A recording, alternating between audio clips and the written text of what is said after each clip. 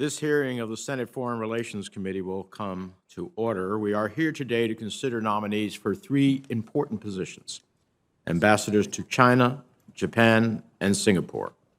On the first panel, we'll hear from Ambassador Nick Burns to be an ambassador to China. I understand Senator Markey will introduce Ambassador Burns, so I'll turn to him at this time. Senator Markey. Thank you very much, Mr. Chairman, Ranking Member Risch. It's my absolute honor and pleasure to introduce our nominee today, Nicholas Burns, nominated to be the Ambassador of the United States to the People's Republic of China. Ambassador Burns is a cherished son of Massachusetts, a fellow Boston College alumnus, and a proud member of Red Sox Nation. I'd also like to welcome Ambassador Burns' wife, Libby, who has joined us today. Name a diplomatic flashpoint of the last 4 decades, and there is a good chance that Ambassador Burns was either a witness or an active participant. In his exemplary career as a member of the Foreign Service, he served 4 U.S. presidents. Among his assignments, he spent 5 years at the National Security Council, first as Director of Soviet Affairs under President George H.W. Bush, and later as Senior Director for Russia, Ukraine, and Eurasia Affairs under President Clinton. In those roles, President Burns helped shepherd the United States through the collapse of the Soviet Union and the establishment of new relationships with the former Soviet bloc countries.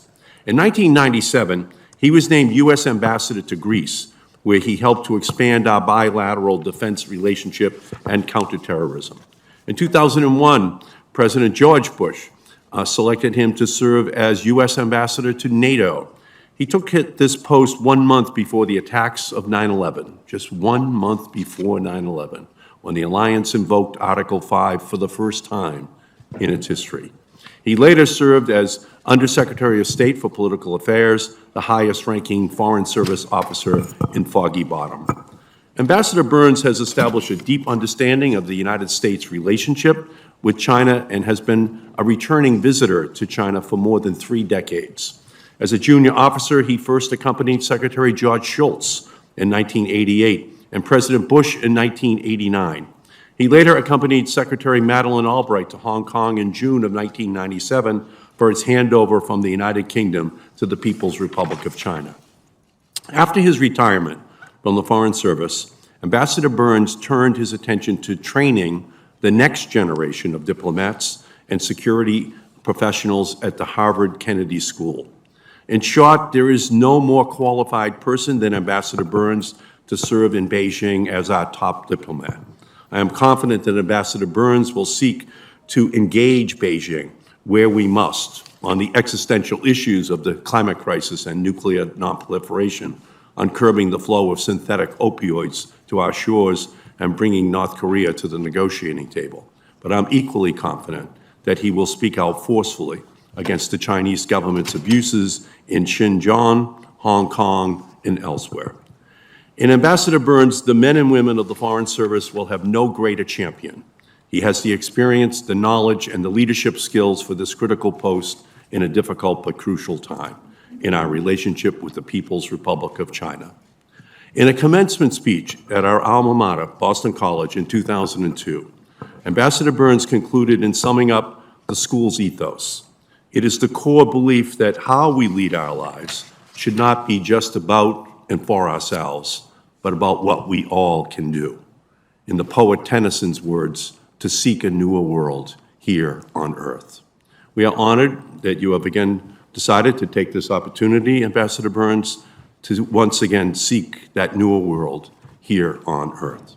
I yield back, Mr. Chairman, and I urge the support of every committee member for this great ambassador.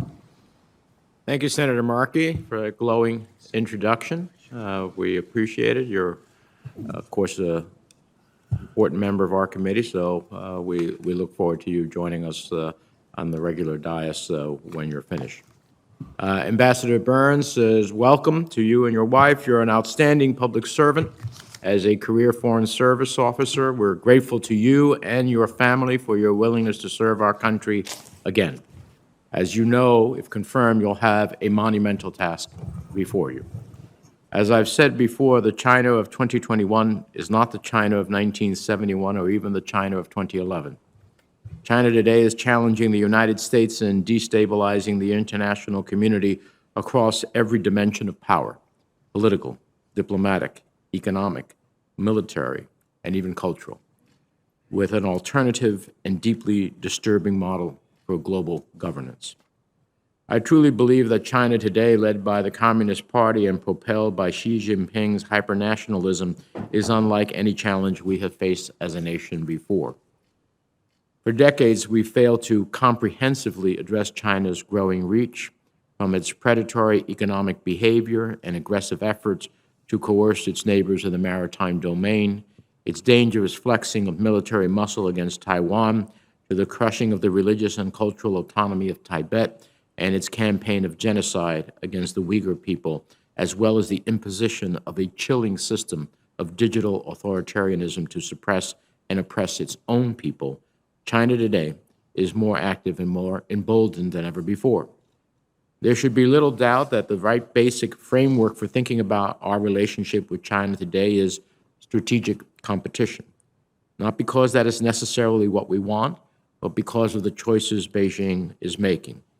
Therefore, if confirmed, you'll need to be clear-eyed about Beijing's intentions and actions and play a key role in calibrating this administration's still emergent policy and strategy regarding China. This committee has engaged extensively on China over the last several months, including passing the Strategic Competition Act with overwhelming bipartisan support. Enacting the bill is one critical step in ensuring a solid framework for White House and State Department efforts to address the challenge posed by China. I know you bring to this job a wealth of diplomatic experience and skill, so we're very interested in hearing from you today about how you think of the challenge and the challenge that the international community faces from China, and how you think we need to frame our strategy for success in this new era of strategic competition. I look forward to hearing your testimony. Let me turn to the ranking member for his opening comments. Well, thank